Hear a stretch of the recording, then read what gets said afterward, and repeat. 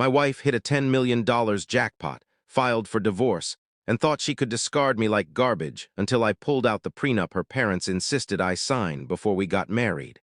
You never imagine it'll happen to you.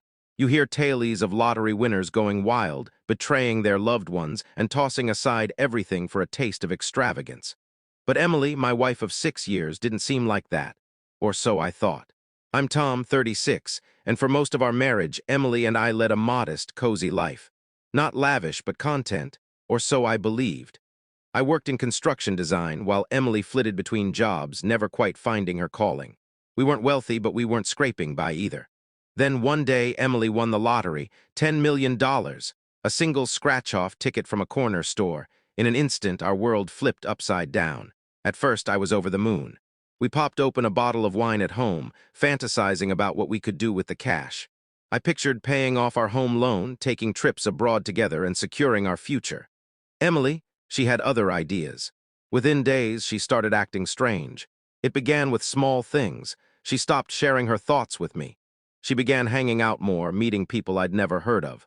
Then came the extravagant purchases, designer handbags, luxury spa days, glittering jewelry. None of this was her usual style. She grew distant, cold. She stopped saying, "I love you," before bed. She barely glanced at me during conversations. If I mentioned the lottery winnings, she waved me off, saying, "Let's just live a little, Tom. No need to worry about it." I figured it was just the thrill of sudden wealth. I told myself she'd settle down soon. Then, a month after her win, she dropped a bombshell. She came home late one night, tossed her bag on the counter, and sat across from me at the dining table. She didn't look nervous, just annoyed, like she was in a hurry. "We need to talk," she said, sliding a thick stack of papers toward me. I picked them up and flipped through them. Divorce papers. My throat tightened. "Emily, what is this?" she sighed, like I was being difficult. "Tom, this is for the best. You'll be okay. I had the lawyers include a small payout for you." A small payout. Like she was doing me a favor, tossing me pocket change while she walked away with millions. I gritted my teeth. "Emily, we've been together nearly a decade. You don't just throw that away," she smirked. "Come on, Tom. Things have changed." I felt like I'd been slapped. "Things only changed when you won the lottery." She didn't argue, she just shrugged and stood up. "I don't want this to get messy. I'm being generous. Sign the papers, take the money, and move on. This is what I want." She said it like it was already settled, like she expected me to roll over and accept it. Emily thought she had it all figured out.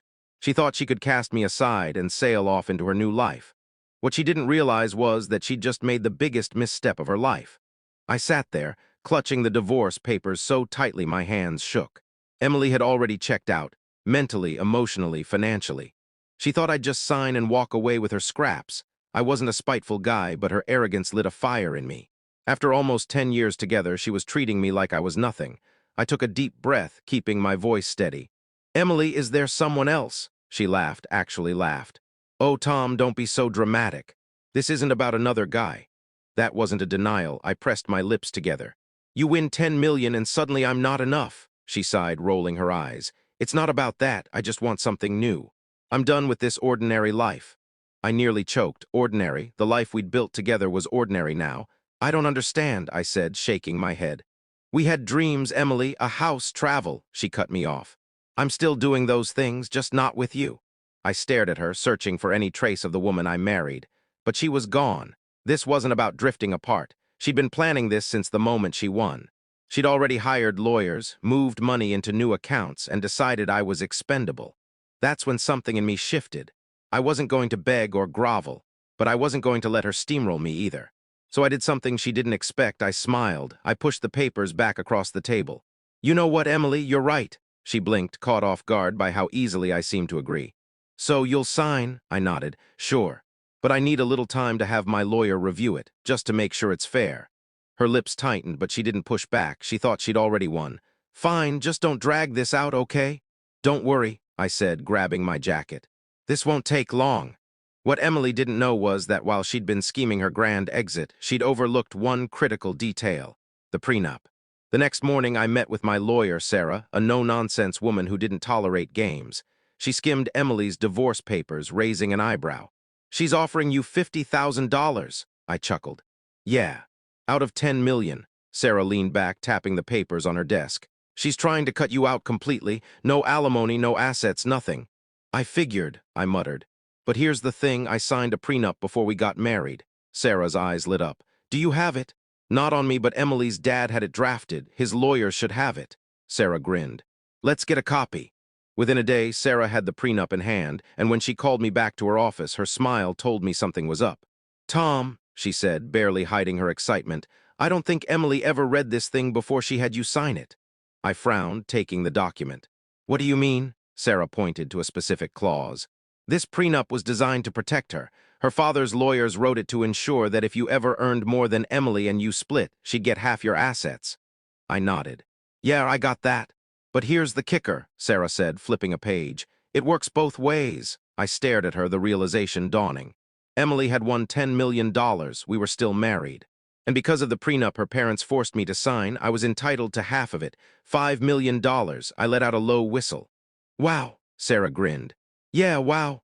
Emily had spent weeks plotting to ditch me, oblivious to the fact that she'd walked right into her own trap. And the best part, she had no clue I knew. I sat in Sarah's office, letting it sink in. Emily thought she could outsmart me, discard me, and keep her millions. But the irony was almost poetic. She and her parents had set this up to screw me over years ago, and now it was backfiring on her. I remembered the day I signed it. Emily and I had been engaged for a few months when her parents brought it up. We were at their oversized, pretentious mansion, a house more for show than for living. Her father, Charles, sat across from me, radiating his usual smug superiority. He was the type who judged people by their bank accounts, and to him I was nobody. Tom, he said, swirling his scotch, I hope you understand we need to be careful about Emily's future. Emily squirmed beside me, gripping my hand under the table. Dad, she started, but he raised a hand. This isn't personal. It absolutely was. It's just that Emily comes from a family with significant wealth, and we need to protect her. Her mother, Margaret, nodded stiffly, barely glancing at me. We've had a prenup prepared, she said. A standard precaution. I looked at Emily, waiting for her to push back, but she just stared at the table. Tom, it's just to make my parents happy, she whispered. It doesn't mean anything. I exhaled slowly. So what's in it? Charles gave a predatory smile. It ensures that if you and Emily divorce, the higher earner splits their assets 50-50. I frowned. So if Emily earns more, I get half? He laughed. That's not likely, is it? That's when I saw it for what it was.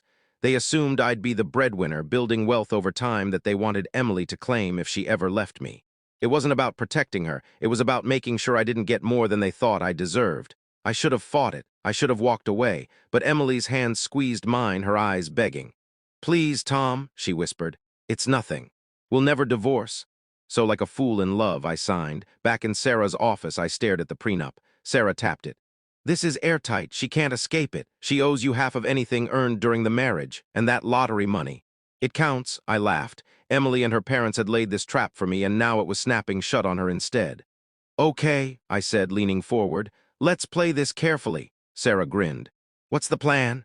For the next week, I played my part. Emily, thinking she'd won, was in full victory mode. She strutted around town like she was already free, posting photos with her new elite friends at fancy restaurants, showing off her luxury purchases. She didn't even hide that she was seeing someone else, a slick finance guy named Ethan.